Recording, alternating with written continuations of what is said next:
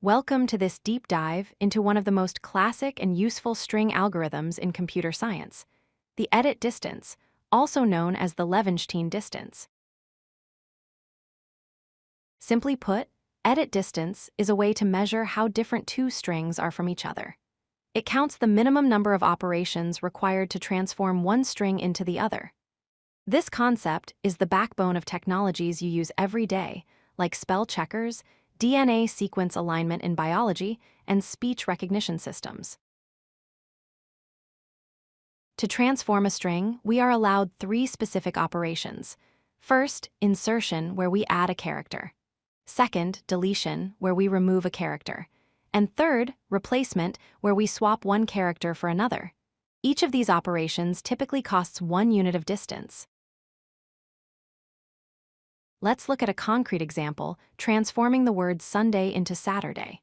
First, we might replace the letter N with R then, insert an A finally, insert a T. This gives us a total edit distance of 3, because we performed 3 operations.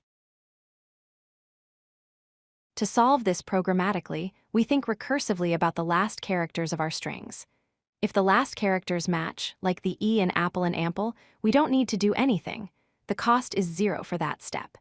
If they mismatch, like the E and S in rows and rows, we must perform an operation.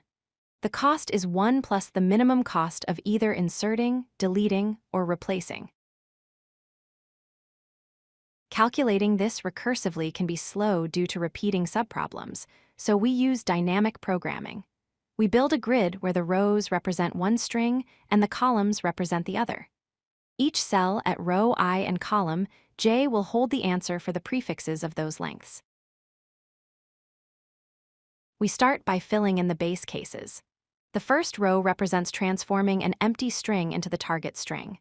To get a string of length 1, 2, or 3 from nothing, we need that many insertions. So we fill the first row and column with 0, 1, 2, 3, and so on. To fill the rest of the grid, we look at the 3 neighbors for each cell. The left neighbor represents insertion, the top neighbor represents deletion, and the diagonal neighbor represents replacement. If the current characters don't match, we take the minimum value from these 3 neighbors and add 1. Here is the completed grid for transforming horse to rows. By following the logic cell by cell, we reach the bottom right corner. The value is 3. This tells us the minimum edit distance is 3. The path traced backward shows the optimal sequence of edits. The implementation is straightforward. We initialize a matrix of size m plus 1 by n plus 1. We set up our base case loops. Then, we use a nested loop to iterate through every cell, applying our logic. If characters match, copy the diagonal value.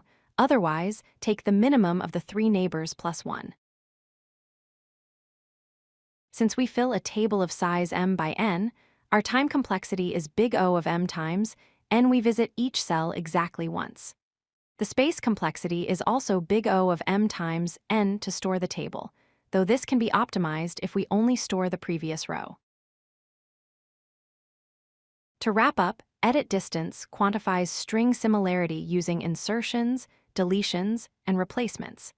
It is efficiently solved using dynamic programming by building a table of values, and the answer is always found in the bottom right cell.